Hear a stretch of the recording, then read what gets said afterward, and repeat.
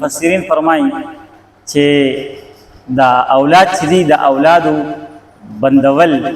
او د دې لپاره موږ چې منصوبه بندي چې ورته موږ وایو دا اولاد د بندولو لپاره چې بچي مې نه کېږي یا بچې دو هي اچھے والا قصې چې دا نو دا کول دا خلاف فطرت کار دی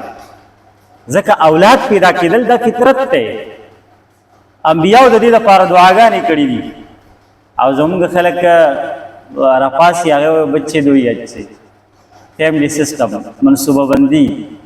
او دا قصې شروع کړي بس نو دا ډېر غلط کار دی خلاف فطرت کار دی د فطرت نه مخالفت دی ګوره رسول الله صلی الله علیه وسلم ترغیب ورکړی دی حدیث مبارک تلک سوچ وکړئ نبی علیہ السلام فرمایي تزوجوا الودود الولود فإني مكاثر بكم الأمم يوم القيامة و اے خلق تاسو وعده کوئ د داسې ښځې سره واورئ د داسې ښځې سره وعده کوئ الودود چې هغه ډېره زیاته مینه کوونکې وي ډېره زیاته مینه درکوونکې وي الولود او د داسې ښځې سره واده کوئ چې هغه ډېر زیات بچي راوړونکي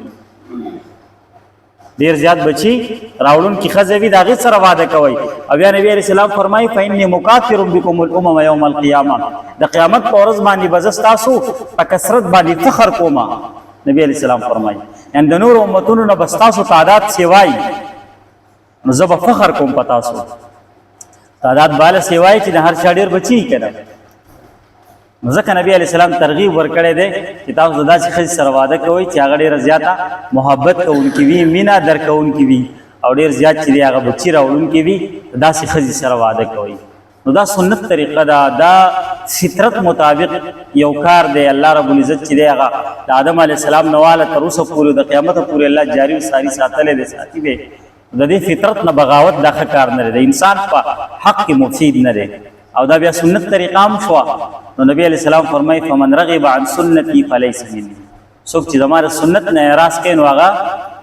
لہذا دا خبره کول چې یاره بچي لږ ښه دي یا دوه ښه دي نو کم خلک چې دا خبره کوي چې دوه بچي ښه دي نو تاسو ته پته ده ظاهر خبره ده یو به زوی خامخا غواړي زوی به خامخا غواړي نو اوس که دا خو د الله خوښه ده چې الله چاله زوی ورکوي او چاله لور ورکوي قرآن کې الله فرمایي یهب لمن یشاء اناثا چاله الله لوریانې ورکوي چاله الله زامن ورکوي دې کې د انسان اختیار شته نشته که نه نو اوس یو سړی داسې کوي منصوبه بندي کوي مثال په طور باندې په اول ځل باندې د ده لور وشوه په دویم ځل باندې چې دی بیا لور وشوه دی به بس کوي دی به غواړي چې یاره زما یو زوی وشي په درېیم ځل بیا لور وشوه په څلورم ځل بیا وشوه په پنځم ځل الله زوی ورکړي بیا بس او دا صورتحال دی دې وجې نه چې کوم دی دا فطرت دی بس او یو حدیث مبارک کې راځي وایي الله چې کوم نفس پیدا کول وغواړي که نه که دا ټوله دنیا هم رایوځې شي که نه نو هغه نشي منع کولی چې الله وغواړي چې دی به دنیا ته راځي نو بس هغه ټوله دنیا نشي منع کولی ټوله دنیا نشي دا ټول نظام کائنات دا فطرت مطابق روان دی د الله تعالی د قدرت مظاهر دي لہذا د دې خلاف خپلې منصوبې جوړول انسان چې کمی جوړی نو هغه چرته د الله پلانینګ او چرته د انسان پلانینګ باندې کې د ځمکې او د اسمان فرق دی د انسان موږ ټول الله پیدا کړي الله زما او ستا په حق کې بهتر پوهیږي بهتر عالم دی چې زما او ستا دپاره کم څه ښه دي دا د فطرت مطابق دا یو سلسله روانه ده ښځه او د ښځې نه بعد چې د بچو سلسله دا یو فطرتي سلسله ده ها البته یوه خبره ده اوس که بالفرض تا ته ډاکټر ووایي یو ماهر ډاکټر دی مسلمان دی قابل دی هغه تا ته ووایي چې یار ستا په حق کې چې کوم دی نو اوس په دې وخت کې ستا د ښځې د صحت دپاره نقصاندی ده چې ته مزید بچي راوړي ستا د ښځې صحت د دې متحمل نه دی چې دا دې نور مزید بچي راوړي او په دې سره د هغې صحت ته انتهایي زیات نقصان رسي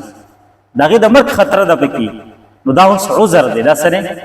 نو دا مسله یاد ساتي دا اوس عذر شرعي دی د دې عذر شرعي په وجه باندې تا اوس دا سلسله بندولی شي او که داسې عذر شرعي نه وي بغیر د عذر نه بس هسې هغه خپل هغه خواهش پرستي ده او هغه بچې دوی اچې والا منصوبه ده او دا په دې وجه باندې بچي بندول او د دې پلانینګ کول دا انتهایي غلطه خبره ده او د فطرت نه بغاوت دی